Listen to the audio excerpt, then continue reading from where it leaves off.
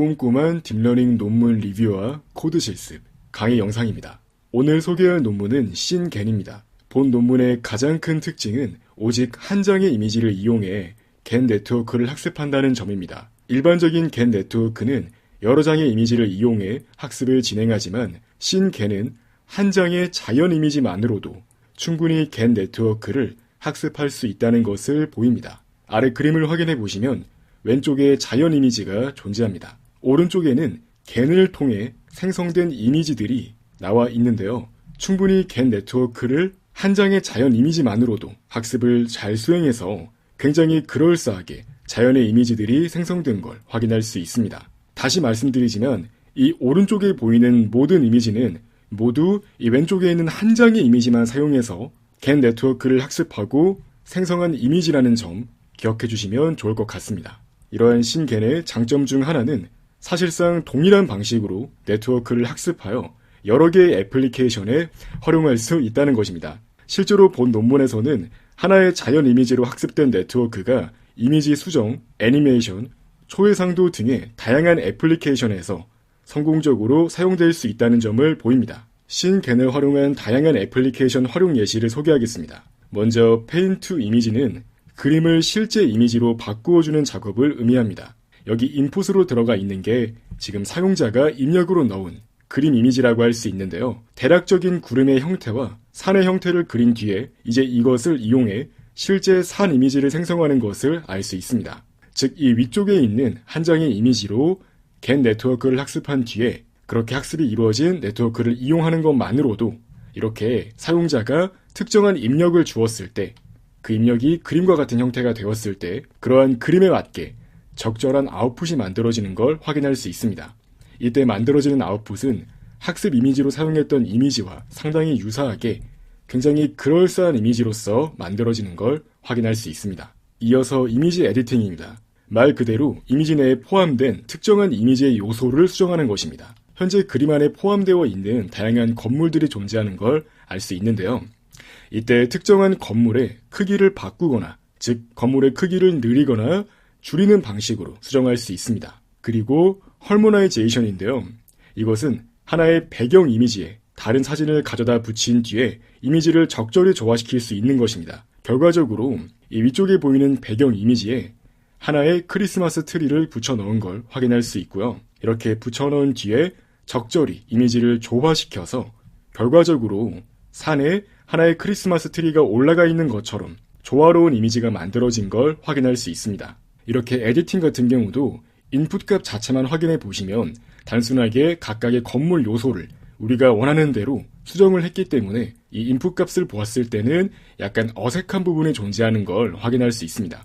다만 이제 이것도 신겐을 이용해서 적절하게 건물이 수정된 내용이 반영되어 그럴싸한 이미지가 만들어질 수 있도록 네트워크가 동작하는 걸 확인할 수 있습니다. 이어서 슈퍼 레졸루션은 이미지를 고해상도로 만드는 것을 의미합니다.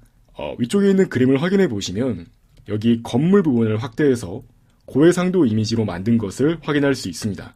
여기 보이는 건물처럼 이미지 내에 유사한 패치가 반복되는 경우에 효과적으로 사용할 수 있는 테크닉입니다. 보시면 이 건물이 되게 고층 빌딩으로 높게 보이는데요. 이 각각의 창문이나 이러한 건물의 구조가 비슷한 형태로 반복되는 걸 확인할 수 있죠. 바로 이렇게 이미지 안에 포함되어 있는 내부적인 인터널한 그런 패치가 반복되는 경우에 효과적으로 사용할 수 있는 게 또 이 신겐을 이용한 슈퍼 레졸루션입니다. 이어서 애니메이션인데요. 애니메이션은 지금 보시면 이 위쪽에 학습 이미지는 그대로 고정되어 변경되지 않지만 겐을 통해 이러한 이미지가 자연스럽게 움직이는 것처럼 애니메이션 효과를 연출할 수 있습니다. 특히 번개 이미지나 파도 이미지에 대해서 효과적으로 사용할 수 있습니다.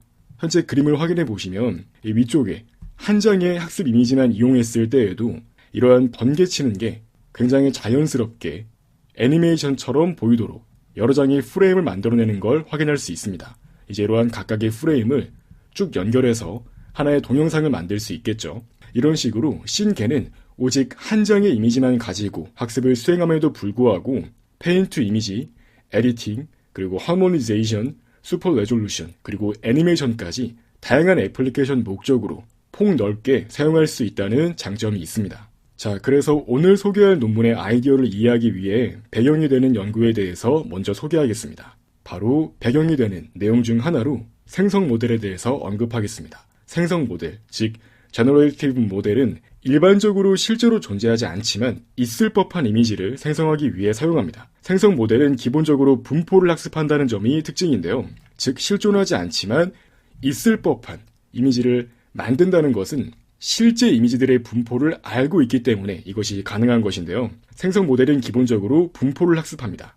즉 구체적으로 각 특징에 대하여 결합 확률 분포를 학습하는 것과 같은 효과가 있습니다. 이때 결합 확률 분포는 Joint Probability Distribution이라고 하고요.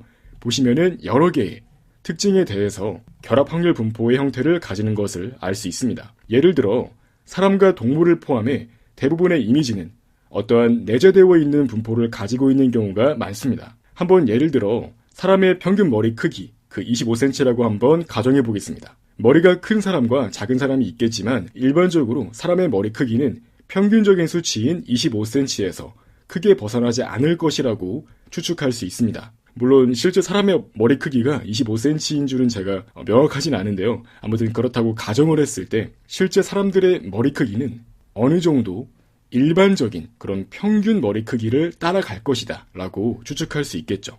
그렇기 때문에 이러한 확률 분포 형태로 모델링할 수 있는 건데요. 예를 들어 이제 여기 보이는 확률 분포의 각각의 축, 즉 어떤 특징이 여기 보이는 축은 코의 크기, 그리고 여기 보이는 축은 눈의 크기라고 해봅시다. 이때 각각의 특징에 대해서 당연히 그 평균에 가까울수록, 즉 일반적인 이미지에서 보이는 그런 평균적인 수치에 가까울수록 그 특징의 확률값이 높을 것임을 예측할 수 있습니다. 즉 정상적으로 학습이 다 완료된 이후에 샘플링을 진행한다고 하면 확률값이 높은 부분을 샘플링한다면 이와 같이 더욱 평균에 가까운 얼굴이 만들어질 것이고요. 즉 이렇게 확률값이 높은 부분에 대한 샘플링은 조금 더 그럴싸하고 평균에 가까운 얼굴을 만들어낼 수 있을 것이고, 반면에 이와 같이 확률값이 낮은 부분을 샘플링한다면 덜 그럴싸한 이미지가 나올 것을 기대할 수 있습니다. 즉 생성 모델은 바로 실제 이미지의 분포를 잘 학습해서 가짜 이미지를 만들었을 때에도 가짜 이미지가 그러한 실제 이미지의 분포를 굉장히 유사하게 닮도록 만들어서 이제 실존하진 않지만 있을 법한 이미지를 만들 수 있도록 해주는 모델이라고 이해하시면 되겠습니다. 이제 이어서 겐에 대해 설명하겠습니다. 겐은 생성자와 판별자로 구성된 네트워크입니다. 이름에서부터 알 수 있듯이 adversarial이라는 의미가 두 개체가 서로 경쟁한다라는 의미를 담고 있습니다. 즉 생성자와 판별자가 서로 경쟁하면서 결과적으로 생성 모델을 학습할 수 있도록 합니다. 즉 이때 생성자는 말 그대로 다양한 랜덤 이미지를 만들 수 있도록 해주는 생성 모델이 되고요. 일반적으로 이러한 생성자를 학습하기 위한 목적으로, 즉 도와주기 위한 목적으로 판별자를 학습합니다. 이때 판별자는 진짜 이미지와 가짜 이미지를 적절히 판별하기 위한 방향으로 학습을 진행하고요. 생성자는 진짜 같은 이미지를 만들어서 이러한 판별자를 속이는 방향으로 학습을 진행합니다. 이때 판별자는 구체적으로 진짜인 경우 1, 그리고 가짜인 경우 0이란 값을 내뱉을 수 있도록 학습을 진행하고요. 그리고 생성자의 학습 목표라고 하는 것은 말 그대로 진짜 같은 이미지를 출력하도록, 즉 새로운 데이터 인스턴스를 만들어낼 수 있도록 그러한 방향으로 학습을 진행합니다. 실제로 학습이 완료된 이후에 이러한 겐의 이 제너레이터는 정말 진짜 같은 이미지를 내뱉게 됩니다. 즉 더욱더 디테일하게 설명드리자면 생성자가 출력하는 이미지의 분포는 원본 이미지 데이터셋의 분포와 같아지는 방향으로 학습을 진행합니다. 참고로 오늘 공부하는 논문은 신겐이고요. 신겐은 한 장의 이미지로부터 학습을 진행하지만 이렇게 일반적인 겐 논문은 여러 개의 이미지로 구성된 데이터셋을 이용해서 학습을 진행한다는 점을 기억하시면 좋을 것 같습니다. 한번 수식을 통해 확인해 볼게요. 자, 하나의 함수 v에 대해서 이 생성자는 값을 낮추는 방향으로, 그리고 판별자는 값을 높이는 방향으로 학습을 진행합니다. 구체적으로 생성자는 자신이 만든 이미지가 이 판별자에 의해 1로 분류될 수 있도록 만듭니다. 반면에 판별자는 생성자가 만든 이미지에 대해서 0으로 분류할 수 있도록 학습하고요. 이제 그러한 과정은 이러한 수식 안에 잘 드러나 있는데요. 수식은 총 2개의 텀으로 구성됩니다. 이 왼쪽에 보이는 텀과 오른쪽에 보이는 텀 두 가지가 있고요. 이 로그 함수는 기본적으로 모놀리틱한 함수이기 때문에 여기 식을 확인해 보시면 여기 P 데이터는 원본 데이터의 디스트리뷰션입니다. 이제 이것은 쉽게 말하면 실제 구현상에서는 말 그대로 그냥 이미지의 데이터셋이다 라고 이해하시면 되고요. 이제 그러한 데이터셋에서 하나씩 데이터 이미지를 뽑아서, 즉 샘플링을 해서 이러한 식에 넣는 겁니다. 즉 하나의 이미지를 샘플링한 뒤에 그러한 이미지를 D에 넣은 뒤에 거기에 로그를 취한 값의 평균값이, 즉 기대값이 높아지는 방향으로 D가 학습을 하기 때문에, 즉 이러한 식은 이 원본 이미지 X에 대해서 1이라는 값을 부여할 수 있도록 학습을 진행하는 겁니다. 즉 이 판별자는 원본 이미지가 들어왔을 때 1이라고 값을 내뱉을 수 있도록 학습하고요. 이제 오른쪽을 확인해 보시면 이 제너레이터에서 나온 가짜 이미지에 대해서는 여기 마이너스가 붙어있기 때문에 0이라는 값을 내뱉을 수 있도록 학습을 진행합니다. 즉 이 판별자 입장에서는 진짜 이미지는 1로 가짜 이미지는 0으로 분류하도록 학습을 진행하고요. 이제 한번 이어서 G 또한 확인해 보겠습니다. 마찬가지로 G도 특정한 분포에서 샘플링을 진행한 뒤에 이제 그렇게 샘플링된 벡터인 Z를 이용해서 실제 생성을 진행합니다. 이때 P of Z는 일반적으로 유니폼 분포나 혹은 가우시안 분포를 사용해서 매번 랜덤하게 특정한 노이즈 벡터를 샘플링할 수 있도록 합니다. 이렇게 해줌으로써 우리는 매번 생성자가 그럴싸한 서로 다른 이미지를 만들어낼 수 있도록 합니다. 즉, 한 번 네트워크가 학습된 이후에 매번 똑같은 이미지만 만든다고 하면 어느 정도의 이미지의 다양성을 보존하지 못하겠죠. 그렇기 때문에 매번 생성자에 넣는 이러한 노이즈 값을 랜덤하게 샘플링할 수 있도록 해서 다양한 서로 다른 그럴싸한 이미지가 매번 나올 수 있도록 만드는 것입니다. 그래서 결과적으로 이러한 Z를 샘플링한 뒤에 생성자에 넣어서 이제 그것이 다시 D에 들어갔을 때 거기다가 마이너스를 붙이고 1을 더해주고 이제 거기다가 로그를 취한 값의 평균을 낮추는 방향으로 학습을 진행하기 때문에 생성자는 이 디스크리미네이터가 자기 자신을 1로, 즉 생성자가 만든 이미지에 대해서 1이라는 값을 부여하도록 학습을 진행합니다. 즉 이 판별자를 속이는 방향으로 이미지를 만들어낼 수 있도록 하기 때문에 결과적으로 학습이 진행되면 진행될수록 이 생성자는 더욱더 그럴싸한, 즉 원본 이미지의 분포를 잘 따르는 형태의 이미지를 만들어낼 수 있도록 학습을 진행합니다. 그래서 결과적으로 학습이 모두 완료되었을 때 이 D는 생성 모델이 만든 생성 이미지와 가짜 이미지와 이 원본 이미지를 구별하지 못하는 형태로 2분의 1이란 값을 내보내게 되고요. 그리고 G는 실제로 이러한 원본 이미지의 분포를 잘 모방할 수 있는 형태로 수렴하게 됩니다. 그래서 결과적으로 학습이 모두 완료된 이후에 이러한 생성자는 원본 이미지의 분포를 학습하게 돼서 가짜 이미지를 상당히 그럴싸하게 만들어낼 수 있습니다. 실제 학습 과정을 확인해 보시면 이 레이턴트 벡터인 0부터 제너레이터를 거쳐 가짜 이미지를 만들어내고요. 이제 이러한 가짜 이미지가 판별자를 속이는 방향으로 로스를 설정해서 이제 업데이트를 해서 즉 백프로포게이션 이후에 이러한 그레디언 디센트를 통해서 이 제너레이터를 업데이트하고요. 반면에 판별자는 이 가짜 이미지와 진짜 이미지 이 두 개를 번갈아 가면서 받으면서 마찬가지로 로스를 구해서 이제 이때 로스 펑션에 대해서 디스크리미네이터는 맥시마이제이션 해야 되기 때문에 이렇게 그레디언 어센트를 해서 마찬가지로 이 네트워크를 업데이트하는 걸 확인할 수 있습니다. 이제 이러한 과정으로 우리는 학습을 모두 마쳤을 때 원본 이미지 분포를 잘 모방하는 하나의 생성 모델인 생성자를 제너레이터를 얻게 되는 것입니다. 자, 좋습니다. 자, 그래서 이러한 개는 특히 이미지 분야에서 많은 발전이 이루어져 왔는데요. 이미지 생성 분야에서 큰 발전을 이끌어낸 논문은 바로 DC겐입니다. DC겐은 이미지 분류 분야에서 많이 사용되었던 CNN의 아이디어를 겐에 적용한 것으로 이해할 수 있습니다. 즉 흔히 컨볼루셔널 뉴럴 네트워크, CNN이라고 불리는 네트워크에서 많이 사용되는 이런 컨볼루션 연산을 겐에 적용해서 성능을 향상시킨 것으로 이해할 수 있습니다. 정확히는 딥 컨볼루셔널 레이어를 사용하는데요. 즉 단순히 이미지 분류 모델뿐만 아니라 이미지를 생성하는 생성 모델에서도 이러한 컨볼루셔널 레이어가 효과적으로 사용될 수 있다는 걸 보이고 실제로 DC겐에서 아주 높은 성능을 보였다는 것이 특징입니다. 그래서 간단하게 아키텍처를 설명드리자면 랜덤 노이즈 벡터 0부터 마찬가지로 출발하고요. 이때 처음에는 높이와 너비가 작고 큰 채널을 갖도록 만듭니다. 이후에 레이어를 거치면서 높이와 너비가 증가하고 채널의 폭이 작아지도록 만듭니다. 결과적으로 최종 이미지에서 색상 이미지의 형태를 보이도록 만듭니다. 지금 확인해 보시면 채널 값은 3이죠. 즉 RGB 하나씩 담당하는 것이고요. 이렇게 너비와 높이 또한 충분히 커져서, 즉 업샘플링 되어서 그럴싸한 컬러 이미지를 만들 수 있는 형태로 학습이 이루어집니다.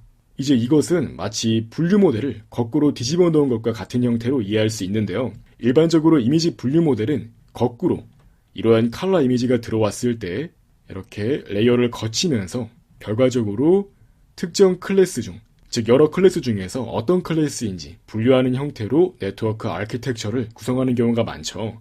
그래서 그러한 분류 모델을 거꾸로 뒤집은 형태라고 이해할 수 있습니다. 이러한 디시겐 아키텍처는 후속 연구에 의해서 더욱 발전됩니다. 이전 연구들은 컨볼루셔널 레이어를 활용하더라도 여전히 고해상도 이미지를 생성하기는 어렵다는 문제가 존재했습니다. 그래서 2019년 CVPR에서 발표된 피지겐은 그러한 문제를 해결하여 고해상도 이미지를 효과적으로 생성하는 데에 성공합니다.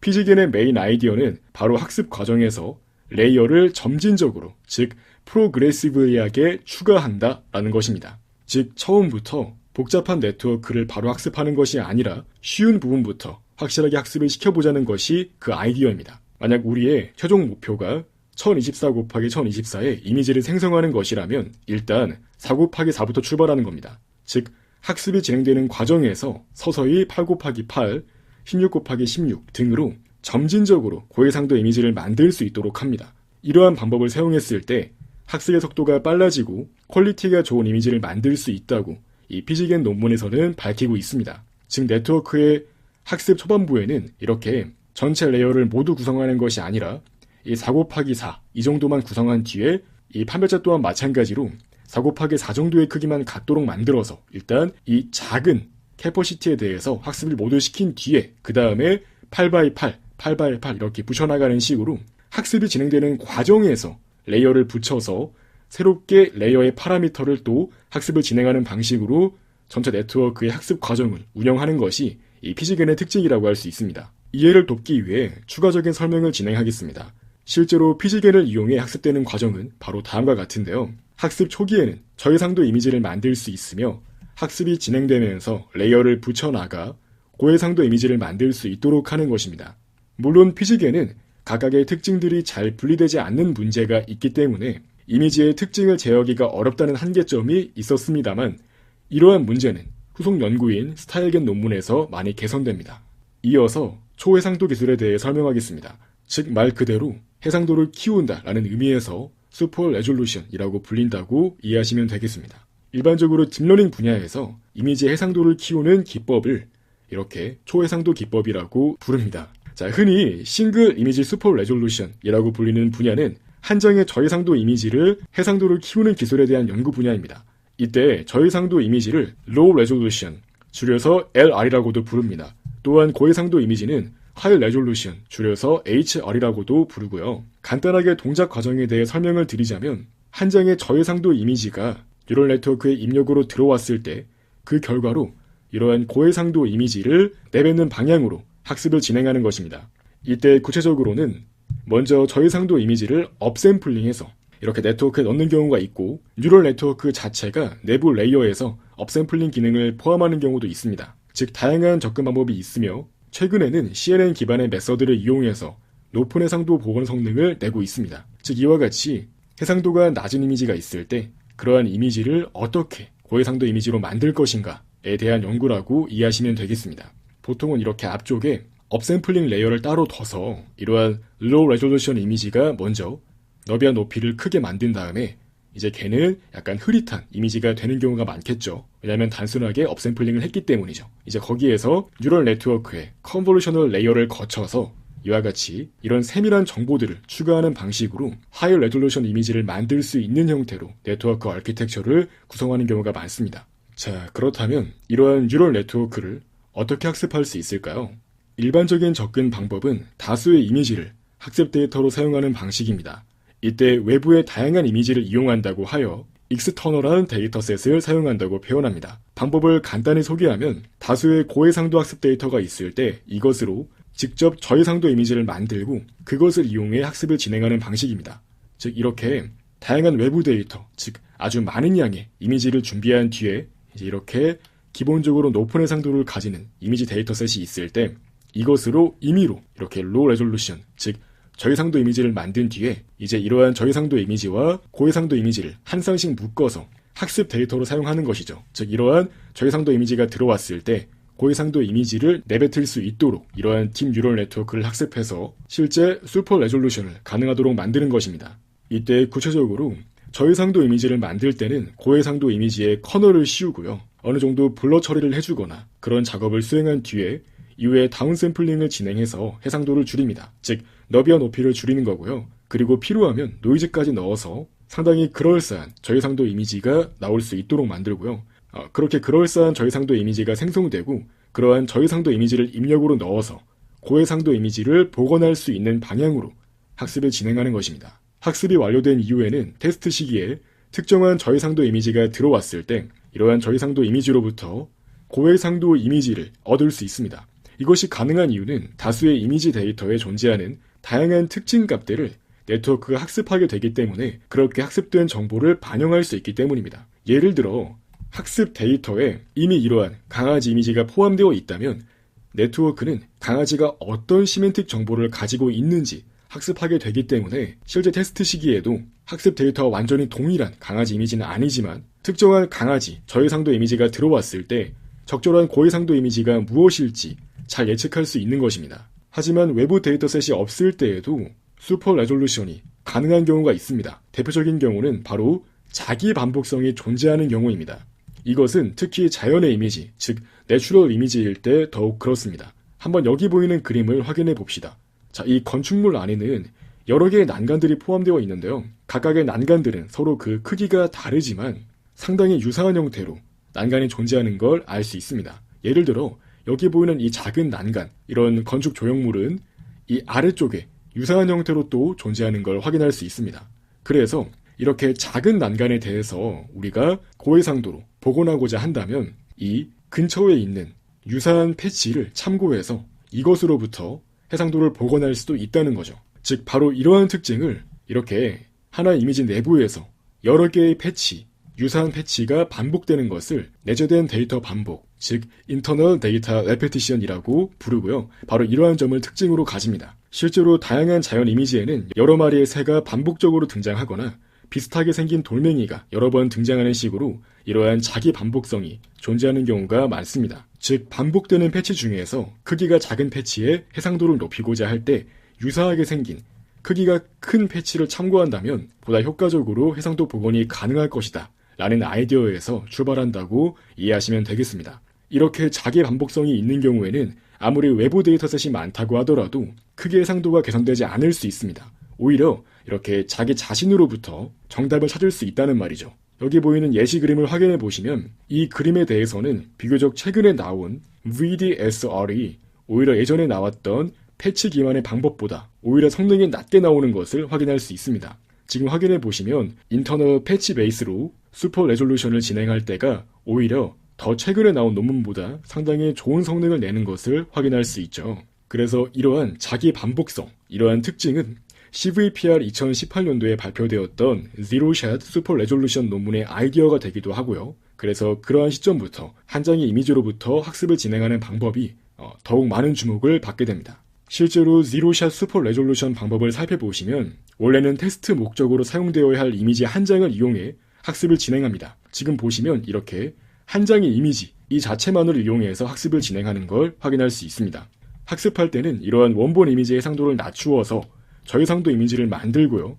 바로 이러한 저해상도 이미지와 원본 고해상도 이미지를 학습 데이터 형태로 사용하게 됩니다. 물론 여기 보이는 이 HR은 실제로 고해상도 이미지가 아니라고 하더라도 일단 고해상도 이미지로 두고 이제 이걸 이용해서 더 낮은 해상도의 이미지를 만든 다음에 그러한 낮은 해상도에서 고해상도를 복원할 수 있는 형태로 이렇게 학습 데이터 세트를 구성해서 학습을 진행하는 겁니다. 물론 이때 학습 데이터 세트라고 하지만 말 그대로 자기 자신으로부터 자기 자신 한 장만 이용해서 학습을 진행하는 것이기 때문에 정말 이 로우 레졸루션과 하이 레졸루션 이렇게 이 두 개의 이미지만 가지고 하나의 페어를 만들어서 이렇게 한 페어만 가지고 학습을 진행한다고 이해하시면 되겠습니다. 즉 다시 말씀드리지만 오직 자기 자신, 즉 한 장의 이미지를 이용해서 학습을 진행하는 것입니다. 결과적으로 테스트 시기에는 원본 이미지를 넣어서 이렇게 원본 이미지를 넣어서 더욱 해상도가 높아진 그런 고해상도 이미지를 얻는 방식을 사용합니다.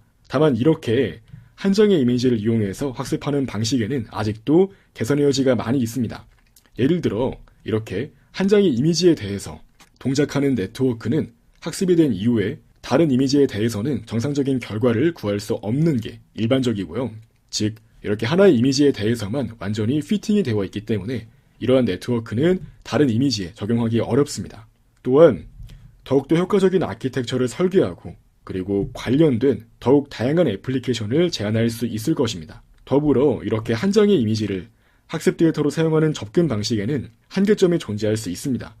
예를 들어 인간의 얼굴처럼 눈이 2개, 코가 1개 있는 식으로 정해진 시멘틱 정보가 있고 반복성이 떨어지는 경우에는 이러한 접근이 또 좋은 효과를 내지 못할 수도 있습니다.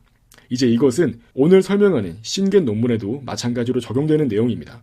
즉, 한 장의 이미지만 학습 데이터로 사용하기 때문에 어느 정도 그 한 장의 이미지에 대해서 네트워크가 좀 피팅되는 경향이 존재할 수밖에 없다라는 한계점은 공통적으로 존재하는 한계점이라고 이해하시면 되겠습니다. 아무튼 이러한 배경에서 나오게 된 논문이 바로 오늘 리뷰하는 논문인 신겐입니다. ICCV 2019년도에 발표되었고 한 장의 자연 이미지를 학습 데이터로 해서 겐 네트워크를 효과적으로 학습하고 활용하는 방법을 제안합니다. 신겐의 전체 학습 파이프라인을 설명하겠습니다. 앞서 피지겐에 대해 설명드렸는데요. 피지겐은 하나의 겐 네트워크를 점진적으로 레이어를 붙여가면서 학습한다고 했습니다. 신겐도 마찬가지로 점진적으로 프로그레시브하게 학습을 진행합니다. 다만 재미있는 특징 중 하나는 겐 네트워크 자체를 여러 개 사용한다라는 점입니다. 아까 설명드렸던 피지겐의 경우에는 결과적으로 하나의 네트워크를 학습하되 레이어를 점진적으로 붙여나가는 방식을 사용했는데요. 여기에서는 여러 개의 레이어를 포함하고 있는 겐 네트워크 자체가 여러 개 서로 다른 것들이 사용된다라고 이해하시면 되겠습니다. 그래서 정확히는 스케일마다 겐 네트워크를 따로 둡니다. 대신에 각각의 겐 네트워크는 상대적으로 캐퍼시티가 작은 가벼운 네트워크를 사용하는 것이 특징입니다. 그래서 전반적인 내용을 설명드리자면 이렇게 초반에는 콜스한 이미지를 생성하도록 하고 후반부에는 완전히 세밀한 이미지를 생성할 수 있도록 합니다. 이는 피지겐과 생성 과정이 유사한데요. 처음엔 이와 같이 보다 콜스한 정보들, 즉 대략적인 이미지를 구성하는 대략적인 정보를 먼저 구성할 수 있도록 합니다.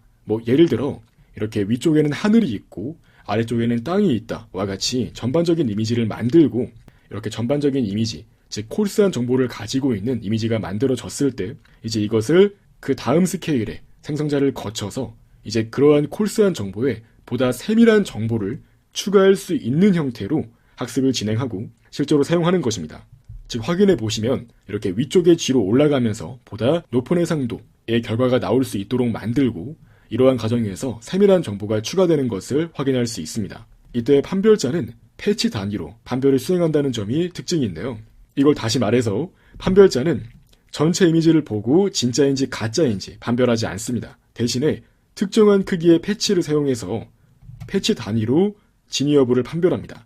특히 한 장의 사진만을 이용해서 학습을 진행한다는 점에서 이렇게 패치 단위로 학습을 진행하는 것은 보다 효과적인 결과를 이끌어낼 수 있습니다. 더 자세하게 설명드리자면 모든 스케일에 대해서 각각의 생성자는 자신의 생성한 이미지에서 각각의 패치들, 이때 패치는 전부 다 오버래핑 될 수 있다고 가정합니다. 즉 오버래핑된 패치들이 다운샘플링된 그러한 원본 이미지에서의 패치들과 구분되지 않도록 그럴싸한 이미지를 생성하도록 학습을 진행합니다. 즉 다시 말해서 이렇게 생성된 이미지에 포함되어 있는 각각의 오버래핑되는 그러한 패치들을 단위를 보았을 때 각각의 패치가 이러한 실제 이미지에서의 패치들과 같은 분포를 띌 수 있도록 만드는 것이죠. 즉 이렇게 패치 단위로 보았을 때 이 이미지가 상당히 그럴싸하게 보인다라는 것을 보장할 수 있도록 그러한 방향으로 학습을 진행하는 것입니다. 또한 이때 판별자 같은 경우는 가짜 이미지와 진짜 이미지 두 개를 전부 다 학습 데이터로 사용한다고 했죠. 이때 리얼 이미지 같은 경우는 원래는 이와 같이 해상도가 클 수 있는데요. 이제 이런 해상도가 큰 이미지를 다운 샘플링해서 이제 그것을 리얼 이미지로 사용해 학습을 진행하고요. 그리고 같은 레이어, 여기서 레이어는 정확히는 레벨이라고 할 수 있겠죠. 그래서 같은 레벨에 포함되어 있는 이 생성자에서 만들어진 가짜 이미지 또한 마찬가지로 학습 데이터로 사용해서 학습을 진행하는 것을 확인할 수 있습니다. 또한 이때 초반부에 생성되는 이미지에서 이러한 패치가 미치는 영역이 크고 후반부로 가면 갈수록 이러한 패치가 미치는 영역이 상대적으로 작습니다. 즉 학습이 이루어지면서 점진적으로 보다 자세한 정보를 그려나간다 라고 이해하시면 되겠습니다. 이제 이런 식으로 패치 단위로 판별을 진행하는 네트워크로 말코비안 디스크리미네이터 아이디어를 사용했으며 이는 이전에 제안되었던 픽스2픽스 논문에서 사용된 방법이기도 합니다. 네, 한번 이어서 이 제너레이터 네트워크도 확인해 보겠습니다. 각각의 생성자는 이전 단계에서 만들어진 그러한 콜스한 이미지를 입력으로 받아서 거기에 세밀한 정보를 추가하는 형태로 학습이 이루어지는 걸 확인할 수 있습니다. 즉 기존의 정보를 유지한 상태로 추가적인 정보를 붙인다는 점에서 레즈넷에서 등장한 레지듀얼 러닝의 아이디어를 사용하는 것입니다. 또한 랜덤 노이즈가 하는 역할은 전통적인 겟 네트워크와 동일하게 이미지가 다양하게 생성될 수 있도록 하는 것에 목표를 두고 있습니다. 즉 다시 말해 매번 동일한 이미지가 만들어지는 것이 아니라 그럴싸한 다양한 이미지가 만들어질 수 있도록 하는 것이 목표입니다. 즉 원본 이미지엔 이와 같이 굉장히 크기가 커 보이는 이 풍선이 이렇게 한 개만 존재하는 것처럼 나와 있는데요. 이렇게 가짜 이미지에는 상대적으로 앞쪽에 있는 이러한 큰 풍선이 여러 개 등장할 수도 있다라는 것을 이미지가 그럴싸하면서 뿐만 아니라 다양성 또한 보존할 수 있도록 이렇게 랜덤 노이즈를 추가해서 이러한 노이즈에 맞는 적절한 그럴싸한 이미지가 다양하게 생성될 수 있도록 만드는 것이 특징입니다. 확인해 보시면 이렇게 첫 번째 생성자에서는 이미지를 입력으로 받지 않고 이렇게 노이즈만 받는 것을 알 수 있습니다. 이것은 이미지의 가장 콜스한 부분도 랜덤하게 만들어질 수 있도록 하는 것입니다. 그래서 이러한 신겐의 전반적인 파이프라인은 나중에 다양한 애플리케이션으로 활용을 할 때 매우 효과적으로 사용할 수 있습니다. 콜스 이미지 자체를 우리가 사용하고자 하는 원하는 이미지로 바꿔 끼워 넣으면, 즉 대신 끼워 넣으면 거기에서부터 세밀한 정보를 붙여나갈 수 있도록 이미지를 생성할 수 있기 때문입니다. 추후에 설명드리겠지만 이런 아이디어를 이용해서 이미지 편집, 하모니제이션과 같은 기법을 적용할 수 있습니다. 이어서 생성자에 대해 더욱 자세하게 설명을 진행하겠습니다. 앞서 간단히 설명했듯이 각각의 스케일에서 사용되는 생성자는 잔여학습, 즉 레지듀얼 러닝을 사용합니다. 즉 이전 단계의 생성자가 출력한 결과를 입력으로 받고요.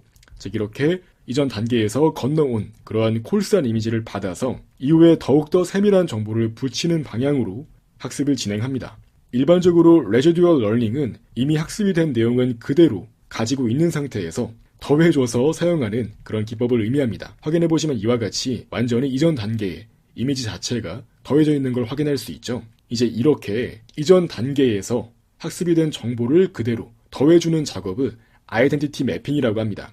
즉 그대로 매핑시킨다고 해서 아이덴티티 매핑이라고 부르는 것이고요. 이런 방식을 사용하게 되면 이미 학습이 된 내용을 그대로 유지한 상태에서 네트워크가 추가적으로 필요한 잔여 정보만을 학습하도록 만들기 때문에 네트워크의 학습 난이도가 낮고 그로 인해 더욱더 깊은 레이어를 사용을 해도 괜찮다는 점이 장점입니다. 관련 연구로 실제 레즈넷 논문에서는 이러한 레지듀얼 러닝을 사용해서 이미지 분류 모델의 성능을 크게 높였습니다. 확인해 보시면 각각의 생성자는 총 5개의 블록으로 구성되고 각각의 블록들은 컨브, 배치놈, 리키렐루 이러한 형식을 따릅니다. 즉 이러한 형식을 따르는 것을 하나의 블록으로 묶어서 그러한 블록이 총 5개씩 이렇게 각 생성자에 들어갈 수 있도록 만듭니다. 이것은 많은 딥러닝 아키텍처에서 쓰이고 있는 일반적인 블록 구조라고 보시면 되겠고요. 또한 첫 번째 생성자에서는 노이즈만 받기 때문에 레지듀얼 러닝을 쓰지 않고요. 첫 번째를 제외한, 즉 이 캐피털 N을 제외하고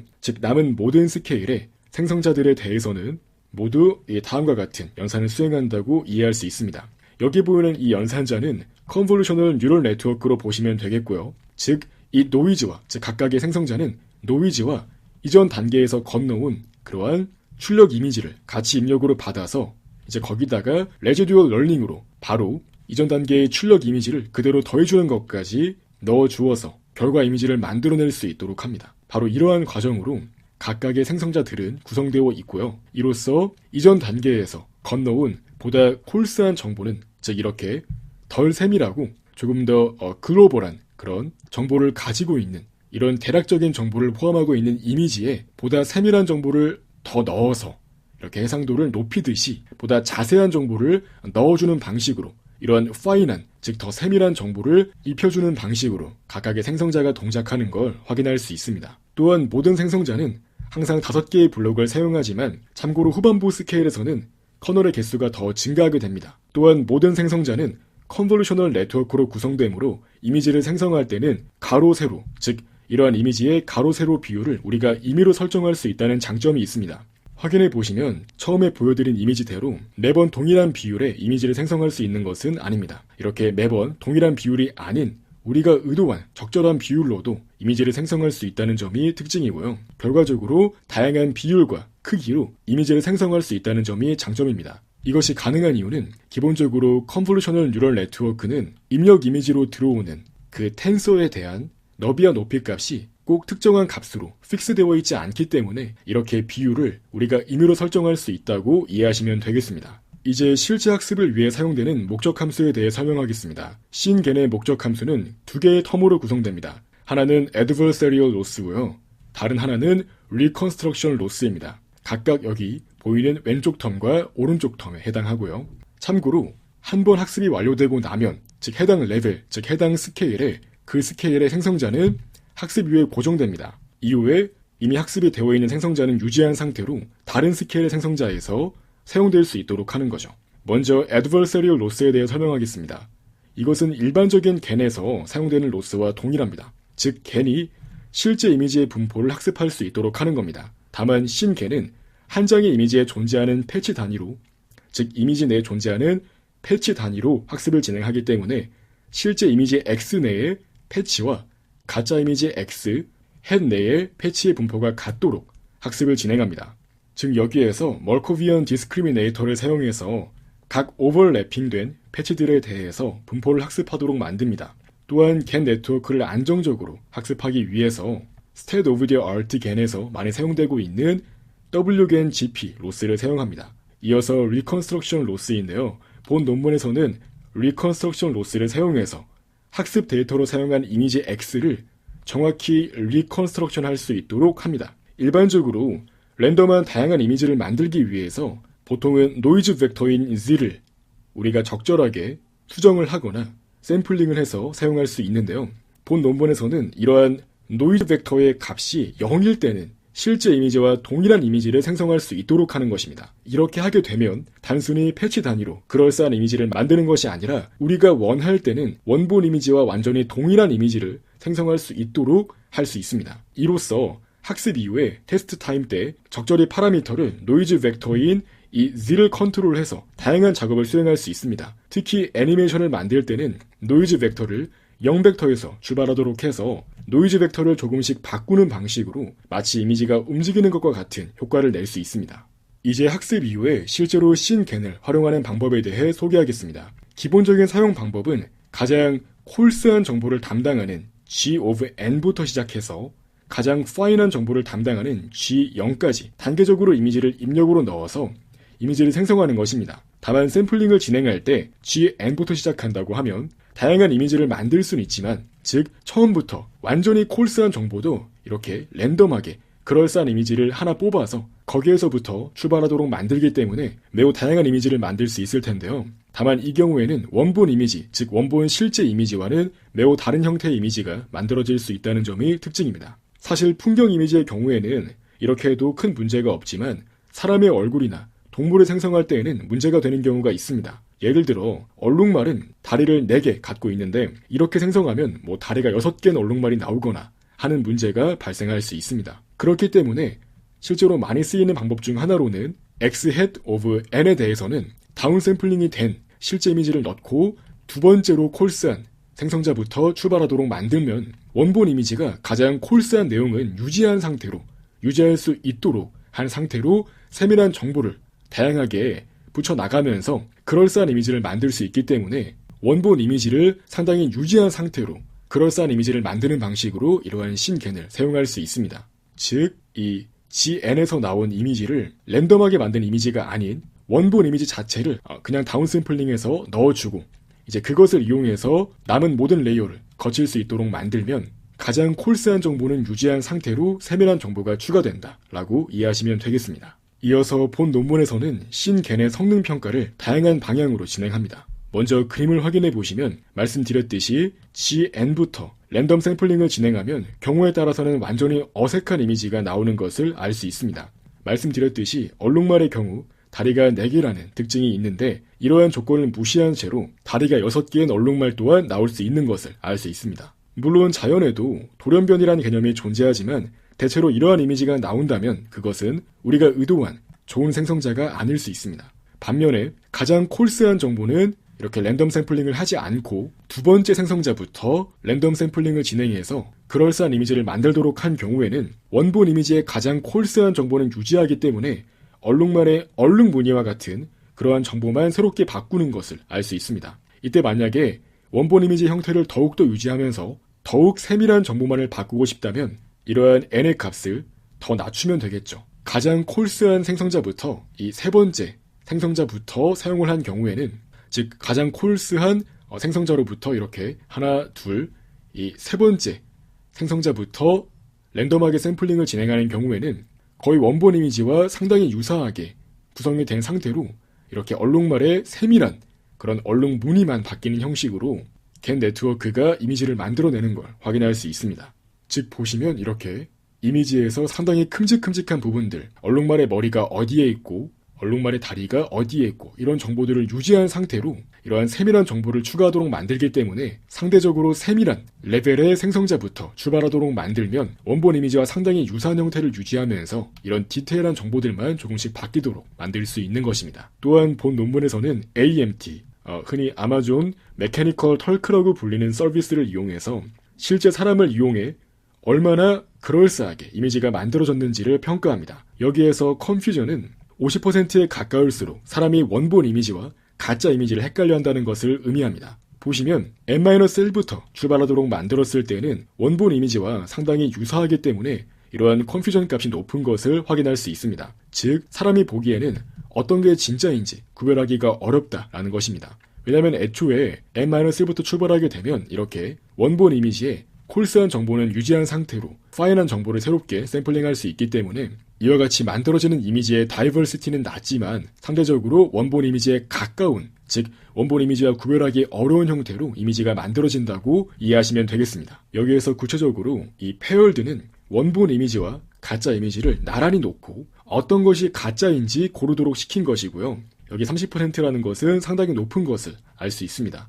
즉 사람이 보기에도 진짜와 가짜를 제대로 구별하기가 어렵다는 것입니다. 반면에 언페어드는 가짜 이미지와 진짜 이미지를 하나씩만 보여주면서 한 장의 이미지가 가짜인지 고르도록 만든 것입니다. 이 경우 이 컨퓨전은 당연히 더 높게 나옵니다. 즉 인간이 더욱더 진짜와 가짜 이미지를 헷갈려하는 것이라고 이해하시면 되겠습니다. 또한 본 논문에서는 겐에서 만들어진 이미지가 얼마나 그럴싸한지, 즉 신겐에서 만들어진 이미지가 얼마나 그럴싸한지 평가하기 위한 척도로서 SIFID를 제안합니다. 일반적으로 겐에서 이미지가 얼마나 그럴싸하게 생성되었는지 평가하기 위한 목적으로 많이 사용되는 지표로 FID가 있습니다. FID는 기본적으로 진짜 이미지와 가짜 이미지들의 특징 분포를 비교하는 방식인데요. FID는 이미지 여러 장을 이용해서 분포를 비교합니다. 반면에 본 논문에서 제안한 SIFID는 한 장의 이미지에 대해서도 FID를 계산할 수 있도록 했습니다. 그래서 실제로 코릴레이션을 분석한 결과 이러한 SIFID가 효과적인